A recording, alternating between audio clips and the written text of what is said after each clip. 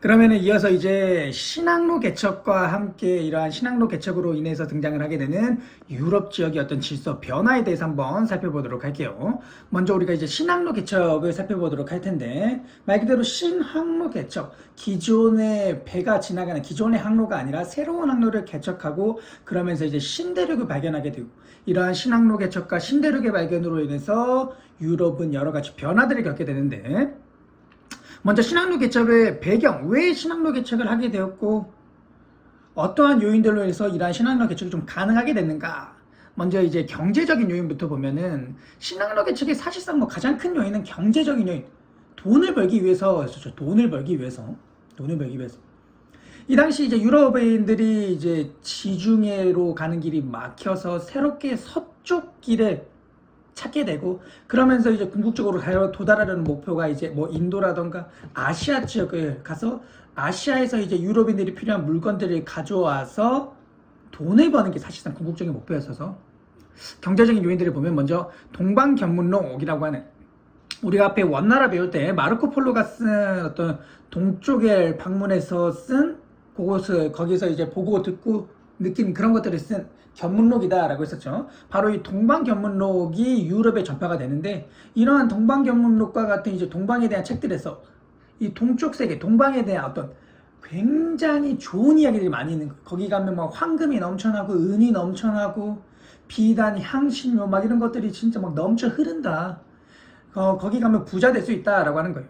그러다 보니까 이제 이 동방에 대한 유럽인들의 호기심과 관심이 확 높아지는 거고, 또한 그 당시 이제 향신료와 비단과 같은 동방 상품에 대한 인기, 유럽인들의 인기가 하늘에 찌르고 있었어요.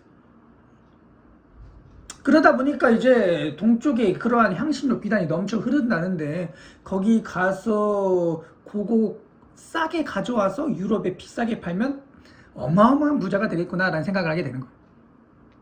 그런데 여기에서 이제 오스만 제국이 지중해 무역을 장악하게 된다. 지중해를 지배하게 된다. 우리 앞서 오스만 제국 배울 때 술레이만 1세가 프레베자 해전을 통해서 유럽의 연합 함대를 격파하고 지중해를 지배하게 된다라고 했었죠. 이렇게 이제 지중해를 지배하게 되니까, 이 오스만 제국이 지중해를 지배하게 되다 보니까 유럽인들은 서쪽을 노리게 된다라는 거예요. 서쪽의 항로를 개척해서 이 당시 아프리카 대륙을 돌아서 동쪽으로 가자라고 하는 거예요. 여기에다가 이제 중앙 집권 국가들의 적극적인 후원. 이 신항로 개척은 워낙 멀리 가는 거기 때문에 또 이제 새로운 항로를 개척하니까 이게 실제로 돌아올 수 있을지도 몰라요. 그러다 보니까 이제 많은 돈이 들어가게 되는 거고 도박이 들어가는 거. 그러다 보니까 이제 일반 개인이 하기에는 조금 힘들고 국가들의 적극적인 후원이 있었다라고 하는 거고, 이 당시 이제 이 국가들 역시 이러한 신항로 개척이 성공을 하게 된다면 그야말로 이제 국가적 차원에서도 엄청난 돈을 벌게 되는 거고, 우리가 또 이어서 뭐 절대왕정 이런 것도 배울 텐데, 나라를 이끌어가는데, 나라의 어떤 체제들의 정비에 가는데 그 많은 도움이 되니까 적극적인 후원을 하게 된다라고 하는 거. 그 다음에 우리가 이제 기술적으로 보면 지리학, 천문학, 조선술의 발달 이렇게 나와 있어요. 지리학 말 그대로 이제 지리, 이 신항로, 우리가 모르는 길을 가야 되니까 지리에 밝아야겠고, 또 이제 배를 타고 가는 항해를 하고 가니까 천문학, 이 하늘의 달, 별 이런 것들을 보고 이제 날씨를 조금 예측할 수 있어야 되겠고, 조선술의 발달, 배, 굉장히 훌륭하고 개량된 배들이 이 당시에 새롭게 만들어지게 되면서 이제 신항로 개척이 어느 정도 기술적으로 가능하게 됐다라고 하는 거고, 그 다음에는 이제 항해술의 발달이라고 해서 이제 나침반, 해도, 나침반을 통해 이제 방향을 파악하고, 해도는 말 그대로 이제 바다 지도를 보고 항해를 해 나가면서 새로운 항로들을 개척해 나간다라고 하는. 그래서 이러한 배경들 속에서 이제 신항로 개척이 이루어졌다라고 하는 거예요. 요 배경 좀 잘 기억을 해두고. 그러면 이어서 이제 이 신항로 개척의 전개의 모습을 한번 살펴보면은, 일단은 에스파냐와 포르투갈이라고 하는 나라, 요 이베리아 반도에 있는 나라들이 먼저 이 신항로 개척을 주도를 하게 돼. 신항로 개척. 뭐 이 당시 이 나라는 이제 지중해 무역에서 원체 조금 이렇게 배제되어 있는 나라다 보니까 이제 새로운 무역의 길을 원했었고, 또 이제 서쪽으로 가기에 이 위치 자체도 배를 타고 이제 배를 보내서 서쪽으로 쭉 돌아서 가기 굉장히 좋은 위치에 있으니까 이 두 나라가 먼저 주도를 하게 되고, 그 중에서 이제 포르투갈의 엔히크 왕자가 가장 먼저 나서게 돼요.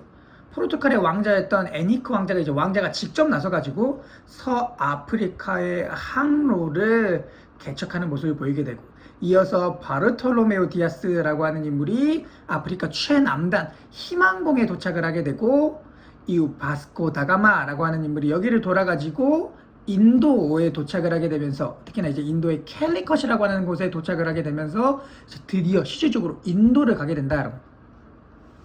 그 다음에는 이제 이러한 포르투갈의 모습을 보고 이제 에스파냐의 후원을 받은 콜럼버스는 제일 유명한 인물이죠. 콜럼버스가 이제 항해에 나서게 돼요. 그 당시 이제 콜럼버스는 굳이 이렇게 아프리카로 들어갈 필요 없이 서쪽으로 계속 쭉 가다 보면은 아마 인도가 나올 거야 라고 생각을 하게 돼요. 그래서 이제 서쪽으로 쭉 가게 돼요. 근데 이제 유럽에서 서쪽에 있는 바다가 대서양이고, 이 대서양을 지나면 어떤 대륙? 아메리카 대륙이 나오잖아요. 그래서 이제 콜럼버스가 아메리카 대륙을 발견하게 된다. 그래서 콜럼버스는 이 대서양을 횡단해서 지금의 이제 아메리카라고 불리는 요 대륙을 발견하게 되는데, 그 당시 이제 콜럼버스는 여기가 아메리카인지 모르니까 서인도 제도다라고 하는 거예요. 서인도 제도라고 하는 거예요. 그래서 서인도 제도에 도착을 하게 된다. 그 다음은 이제 마젤란이라고 하는 인물이 이제 최초로 세계 일주를 하게 돼요. 최초로 세계 일주. 마젤란이라고 하는 인물이 태평양을 쭉 건너서, 즉 이제 대서양을 지나서 아메리카 대륙을 지나서 태평양까지 건너가지고 세계 일주에 성공해서 다시 스페인의 항구로 다시 들어오게 되는 이러한 모습, 이렇게 최초로 세계 일주에 성공한 모습을 보여주게 된다. 그러면 이제 교과서 125페이지 우리 위쪽에 보면은 지도 보이죠? 위쪽에 보면은 지도. 요 지도가 요 당시에 우리가 앞서 봤던 인물들, 뭐 엔티크 왕자라던가 바르톨로메오 디아스라던가 콜럼버스라던가 마젤란이라던가 이러한 인물들의 어떤 항해 모습들을 이제 화살표를 통해서 보여주고 있으니까 특히나 요 지도를 조금 잘 기억을 해두도록 하세요.